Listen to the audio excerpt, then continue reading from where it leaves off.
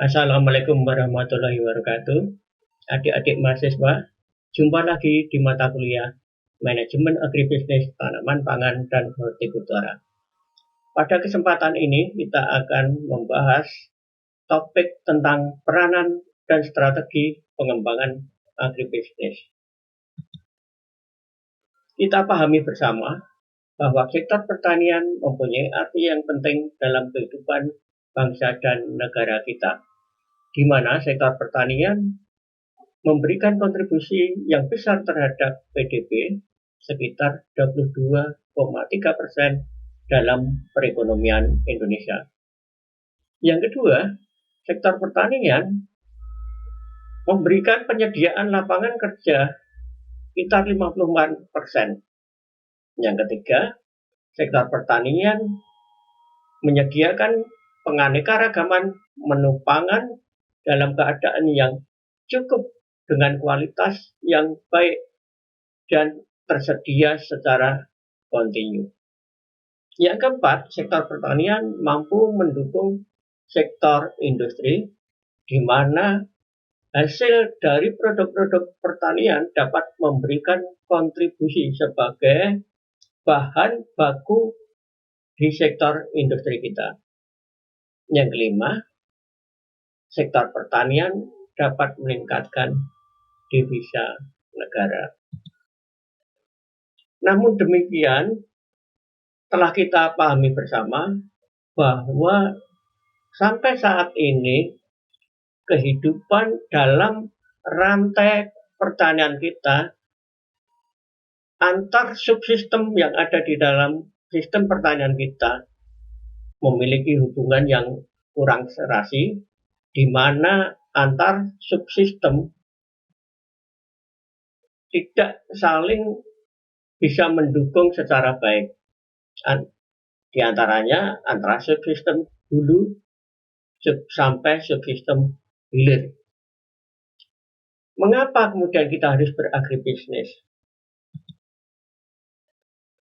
Jadi agribisnis adalah satu sistem pertanian yang saling berhubungan mulai dari hulu sampai hilir, yang menggunakan sumber daya yang ada dengan tujuan mendapatkan keuntungan yang sebesar-besarnya. Jadi di sini dapat kita maknai bahwa agribisnis itu merupakan keseluruhan dari subsistem pertanian, di mana masing-masing antar subsistem harus saling terjadi keterkaitan dan saling mendukung.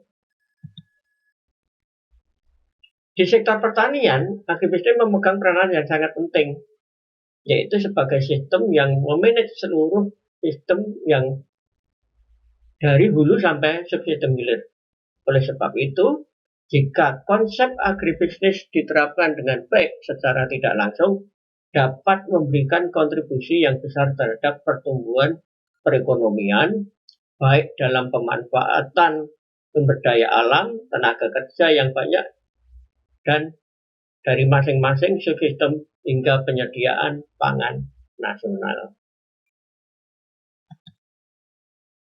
Konsep agribisnis merupakan suatu konsep yang terikat dari subsistem hulu hingga hilir, sehingga masing-masing harus bisa saling mendukung, yang berorientasi pada pasar dengan memperhatikan kualitas, kuantitas, dan kontinuitas, serta berdaya saing tinggi untuk dapat meningkatkan produktivitas dan pendapatan pelaku agribisnis. Oleh karena itu, konsep agribisnis sangat cocok diterapkan dalam sistem pembangunan nasional kita, sehingga agribisnis bidang pertanian merupakan dasar landasan dalam konsep pembangunan nasional kita.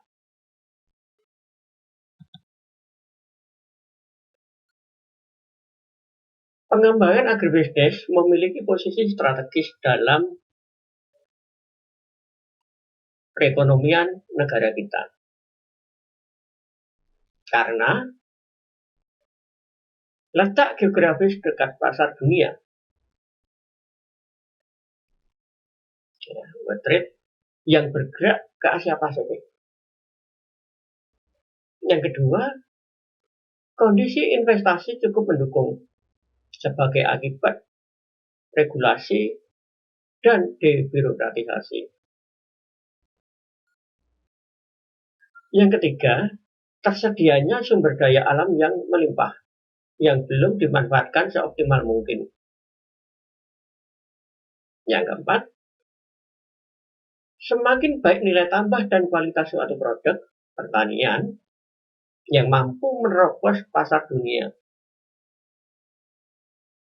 Yang kelima, masih besarnya atau 54% tenaga kerja kita bekerja di sektor pertanian.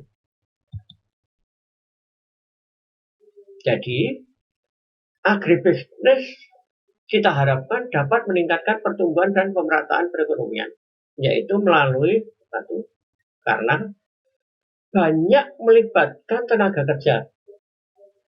Karena sistem agribisnis menggunakan sumber daya alam yang ada dan dapat diperbarui, serta lebih banyak tenaga kerja yang dilibatkan, baik yang berpendidikan maupun yang tidak berpendidikan.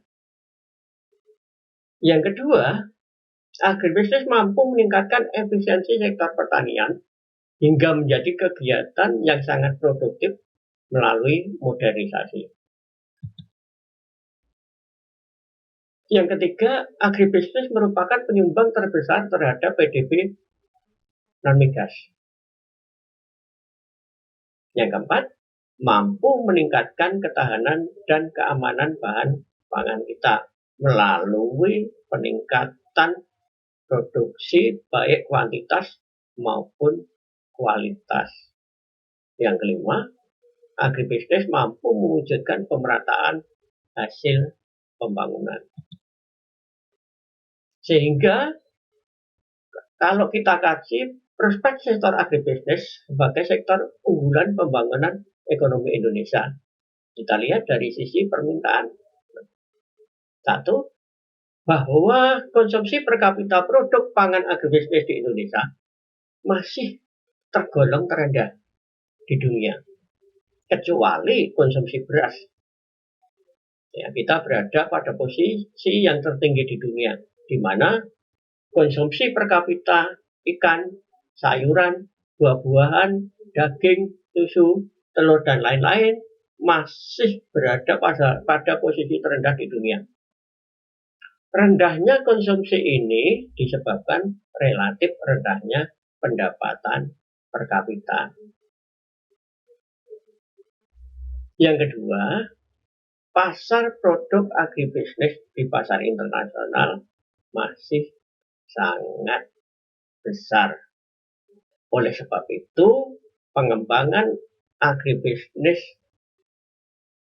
merupakan sesuatu yang sangat penting dalam pembangunan ekonomi Indonesia. Namun demikian, bahwa pengembangan agribisnis ini akan bisa berjalan dengan baik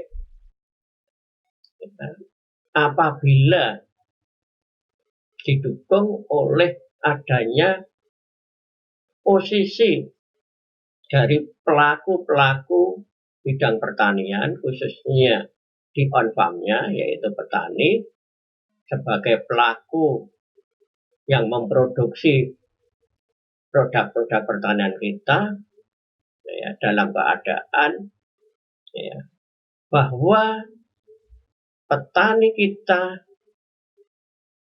harus sebagian besar merupakan petani non-subsisten. Artinya apa? Bahwa produk-produk dihasilkan petani kita harus sebagian besar tidak digunakan untuk konsumsi petani dan keluarganya sendiri. Namun demikian, produk-produk dari petani harusnya sebagian besar merupakan produk-produk yang dapat dipasarkan untuk kebutuhan masyarakat. Yang kedua,